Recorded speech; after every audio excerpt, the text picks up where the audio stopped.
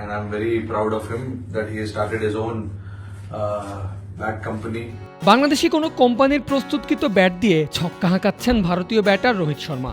এমন দৃশ্য কি কল্পনা করা যায়? রোহিতের সঙ্গে মিরাজের এই ছবি দেখার আগ পর্যন্ত হয়তো যেতই না, কারণ কয়েক মাস আগেও দেখা যেত বাংলাদেশের বেশিরভাগ ক্রিকেটারই বিদেশি, বিশেষ করে ভারতীয় কোম্পানির প্রস্তুতকৃত ব্যাট দিয়ে মাঠে খেলছেন। তবে সেই ধারায় এখন এসেছে পরিবর্তন।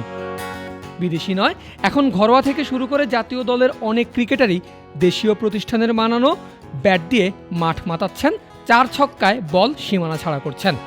অল্প সময়ের ব্যবধানে এই আমূল পরিবর্তনটা এনেছে ব্যাট প্রস্তুতকারী প্রতিষ্ঠান MKS sports. Tiger batter Imrul Kayes আর অলরাউন্ডার মেহেদী হাসান মিরাজের মালিকানাধীন এই প্রতিষ্ঠানের ব্যাট দেশের গণ্ডি পেরিয়ে এবার ছড়িয়ে যাচ্ছে আন্তর্জাতিক অঙ্গনে। আর সেটারই প্রমাণ এই ছবি। ভারতের বিপক্ষে টেস্ট সিরিজের পর নিজের ব্র্যান্ডের একটা ব্যাট ক্যাপ্টেন রোহিত শর্মাকে উপহার দিয়েছেন মেহেদী মিরাজ। ইংলিশ উইলো ব্যাট উপহার পেয়ে মিরাজ আর তার প্রতিষ্ঠানকে শুভকামনা জানাতে ভোলেননি ভারতীয় অধিনায়ক।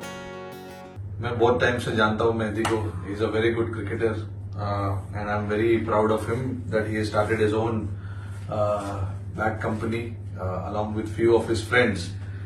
I want to wish him the best.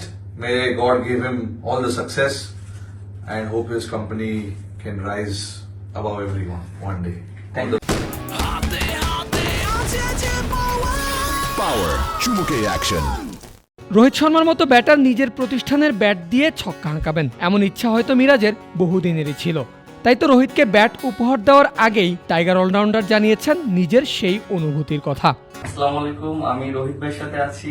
আর আমাদের কোম্পানির একটা ব্যাট দিয়েছি রোহিত ভাইকে। আমার খুব ইচ্ছা ছিল রোহিত ভাইকে একটা ব্যাট দিব, সো আজকে দিতে পেরে খুবই ভালো লাগছে। এবং গত বছরের ডিসেম্বরেই ক্রিকেট ব্যাট তৈরির জন্য আইসিসির অনুমোদন পায় কায়েস মিরাজের এমকেএস স্পোর্টস। আর এবছরের ফেব্রুয়ারিতে ঘটা করে আয়োজন করে প্রতিষ্ঠানটি জানান দেয় মেড ইন বাংলাদেশ লেখা এমকেএস আসছে বিশ্ব ক্রিকেটের 22 গজ মাথাতে। পারভেজ আল হাসান, ক্রিক ফ্রেন্জি।